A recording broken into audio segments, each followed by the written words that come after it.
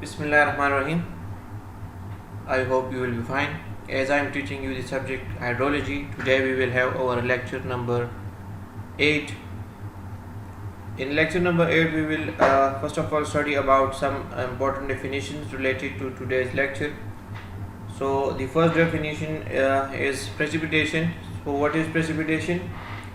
It is the return of the atmospheric moisture to the ground in the solid or in liquid form.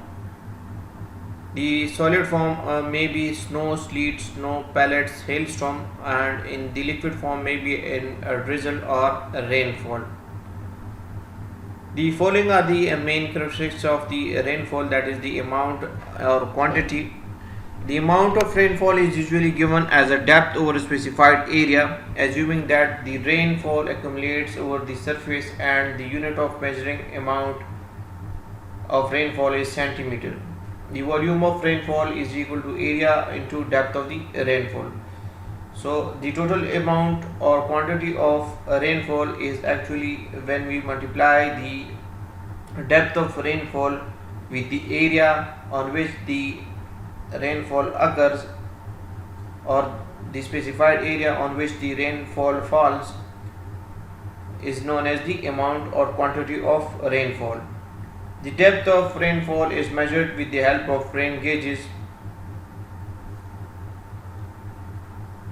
Intensity is usually average of the rainfall rate of rainfall during the special periods of a storm and is usually expressed as centimeter per hour. So during the storms, the rate of rainfall during special periods of storms are known as the intensity of rainfall, or during special periods of storms the rate of rainfall is known as the intensity of rainfall. It is usually expressed in the units of centimeter per hour. Next is duration of storm. Duration of storm, in the case of a complex storm, we can divide it into a series of storms of different durations during which the intensity is more or less uniform. What is the areal distribution of rainfall? During a storm, the rainfall intensity or depth, etc., will not be uniform over the entire area. Hence, we must consider the variation over the area, that is, the areal distribution of rainfall over which rainfall is uniform. So, the area on which the rainfall is uniform is known as the areal distribution of rainfall. Next is infiltration. Infiltration is the passage of water across the soil surface. The vertical downward movement of water within the soil is known as the percolation. The infiltration capacity is the maximum rate of infiltration for the given condition of soil. Obviously, the infiltration capacity decreases with time during and after a storm. Next heading is the overland flow. This is the part of precipitation which is flowing over the ground surface, and yet it has to reach a well-defined stream. Next one is the surface runoff. When the overland flow enters a well-defined stream, it is known as a surface runoff. Transpiration, the process in which the water extracted by roots of plants is lost to the atmosphere through the surface of leaves or branches, is known as evaporation. Hence, it is also known as evapotranspiration. Next heading is the interflow for subsurface flow. A part of precipitation which has infiltrated the ground surface may flow within the soil but close to the surface. This is known as interflow.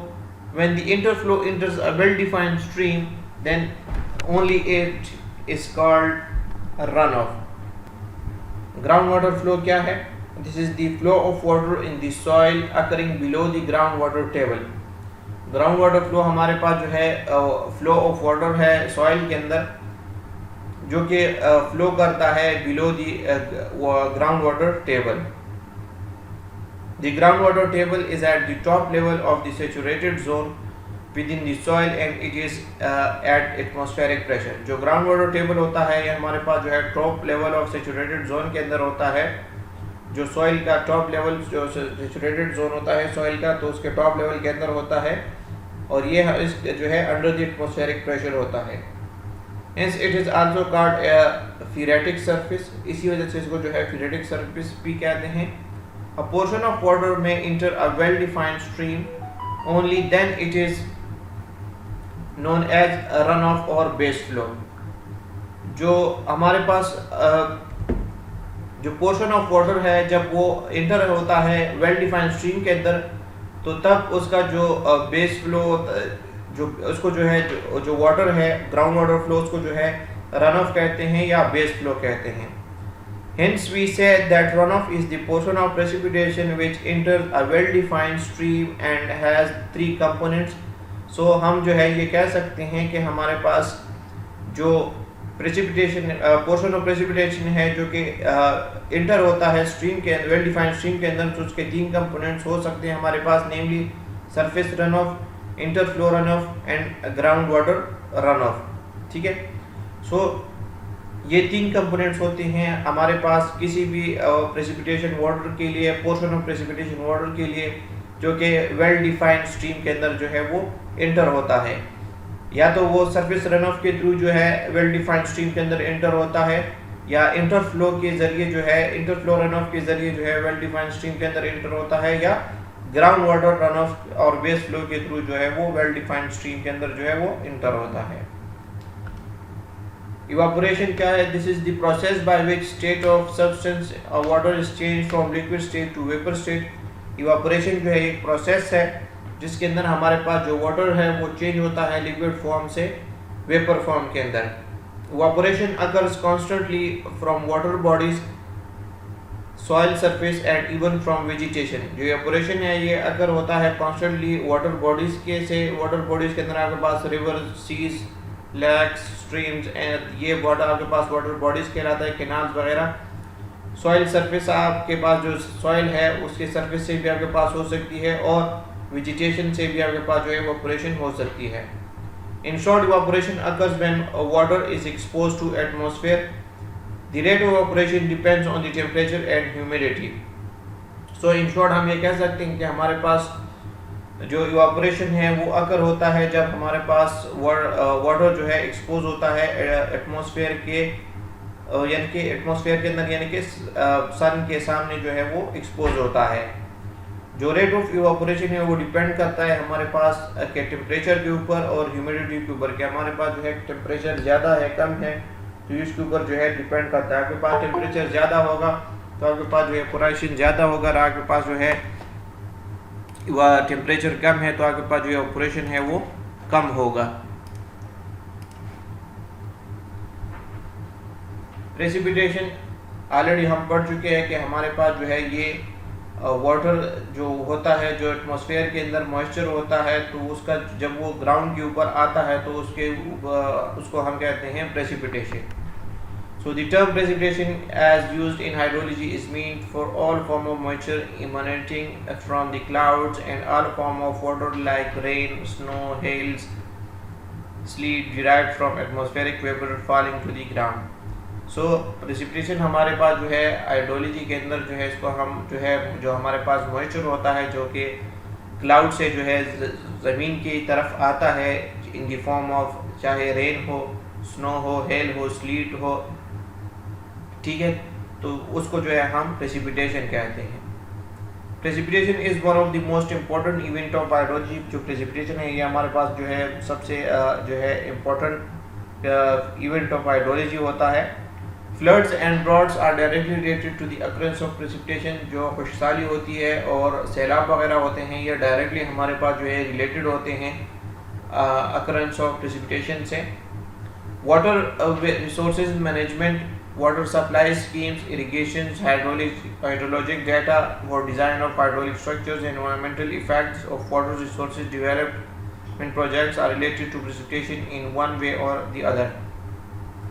जितने भी हमारे पास जो water resource development projects हैं, ठीक है, hydraulic structure की design है, environmental effects है, वाटर रिसोर्स मैनेजमेंट है या वाटर सप्लाई स्कीम्स है, इरिगेशन स्कीम्स है, तो ये सारे डिपेंड करते हैं हमारे पास जो है प्रेसिपिटेशन के ऊपर कि उनकी जो है प्रेसिपिटेशन की मिकदार ख़ास इलाके के अंदर जो है वो कितनी है, तो उसका डेटा हमारे पास जो है वो होना चाहिए। उसके डेटा के ऊपर जो है ये डिपेंड करता है और प्रेसिपिटेशन के ऊपर जो है ये डिपेंड करता है।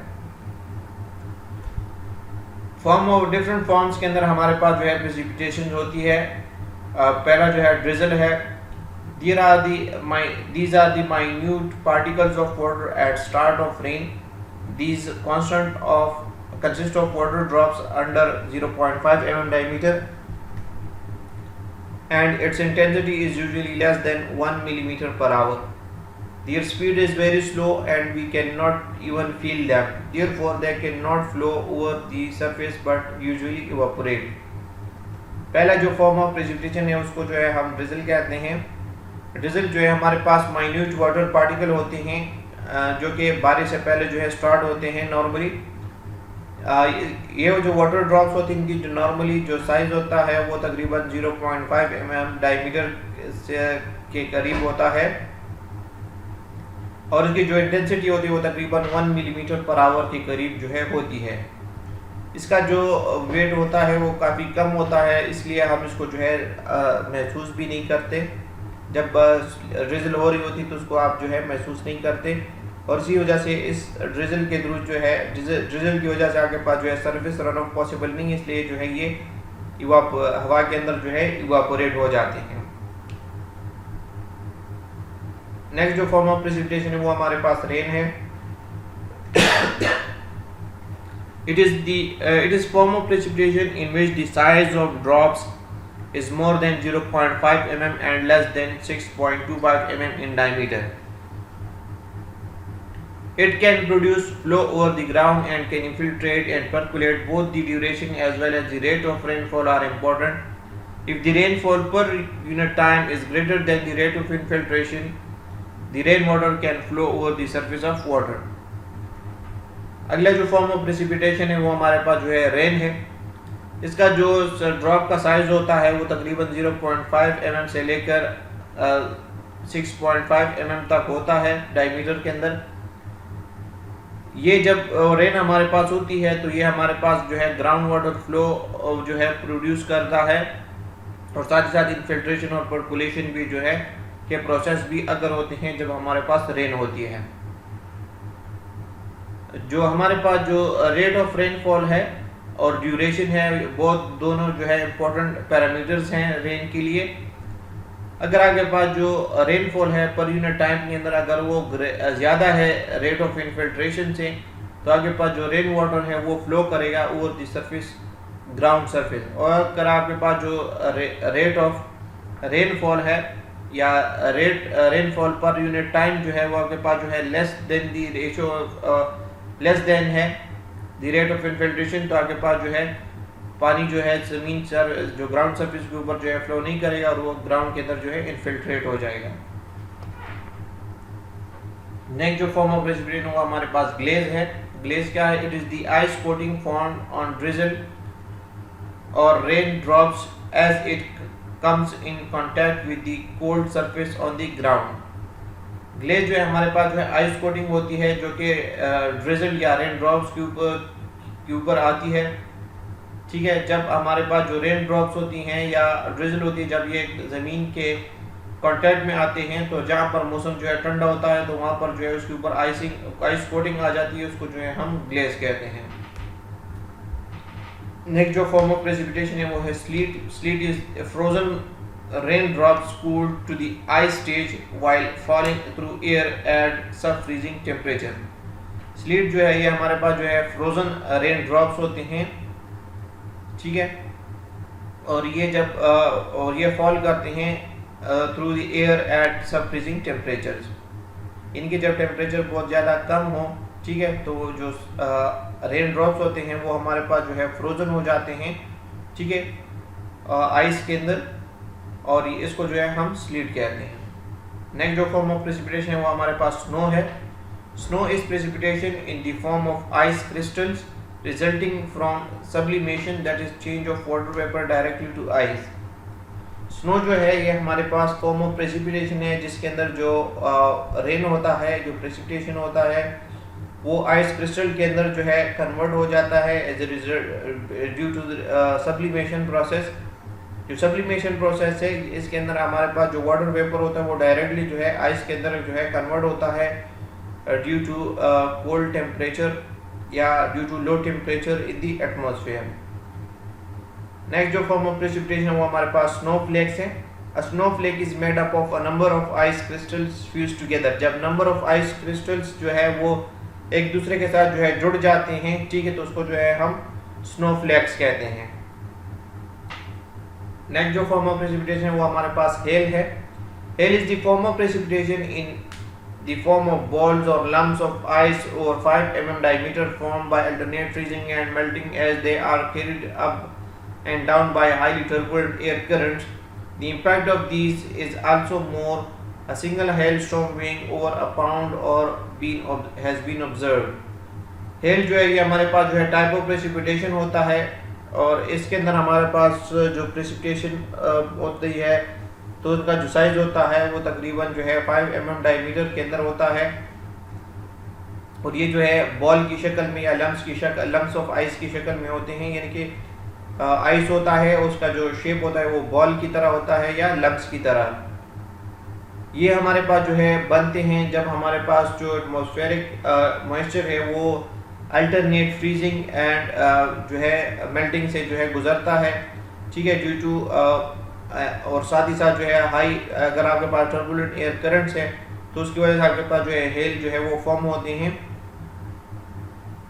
इसका जो इम्पैक्ट होता है वो भी जो है ज़्यादा होता है। जो है सिंगल हेल स्टोन है तो उसको जो है ऑब्जर्व किया गया है कि उसका जो वेट होता है तकरीबन जो है 1 पाउंड तक जो है उसको जो है ऑब्जर्व किया गया है। The next topic we have is factor influencing precipitation. So basically there are three main factors which influence the formation of precipitation. Number one is the lifting mechanism to produce cooling of the air, and number two is the mechanism to produce condensation of water vapors and formation of cloud droplets, and the third one is a mechanism to produce growth of cloud droplet to size capable of falling to the ground against the lifting force of air. So these are the three important factors which influence the formation of precipitation. What is the mechanism of cooling? When the air ascends from near the surface to upper levels in the atmosphere, it cools. This is the only mechanism capable of producing the degree and rate of cooling needed to account for heavy rainfall. Cooling lowers the capacity of a given volume of air to hold a certain amount of water vapors. As a result, supersaturation occurs and the excess moisture or saturation condenses through the cooling process. This whole process is known as the mechanism of cooling. The next process is the condensation of water vapors. In this process, the condensation of water into cloud droplets takes place on hygroscopic nuclei, which are small particles having an affinity for water. The sources of these condensation nuclei are the particles of sea salts or products of combustion of certain sulfurous and nitrous acids and carbon dioxide. There is always sufficient nuclei present in the atmosphere. And the third process is the growth of droplet. In this process, the growth of droplet is required if the liquid water present in the cloud is to reach the ground. The two processes regarded as most effective for droplet growth are coalescence of droplets and coexistence of ice crystal and water droplets.